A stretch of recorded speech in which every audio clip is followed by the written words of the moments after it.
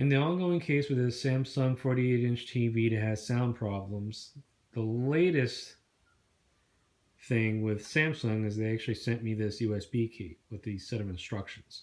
Now, the reason why they sent me a USB key was because in a prior call, I actually tried to update the firmware with a technician on the phone by downloading the latest firmware, putting it on a USB key, and putting it into this TV. That didn't work. And I tried it with 3 different operating systems. I tried it with macOS, Windows, and Linux.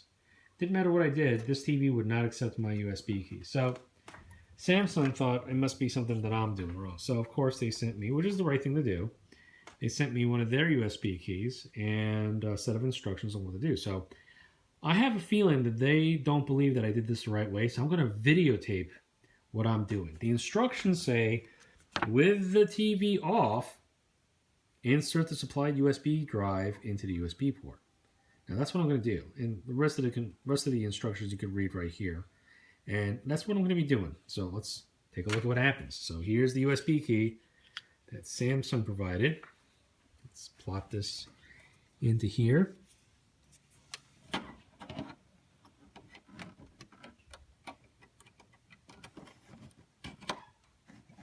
Okay, there it is. It's in there. Let's turn on this TV using their newly supplied remote control, which didn't resolve the problem.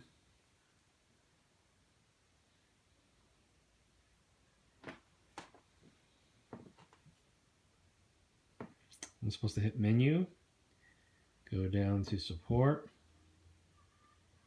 go over to software upgrade, hit enter. No file available to upgrade. Please check it and retry. Now this is what happened to me last time, where with the 3 different USB keys that I tried at home, I got the same result every time. No file available to upgrade. Now this is a file that came from Samsung. I mean, if the Samsung USB key is not accepted by the Samsung TV, something's wrong.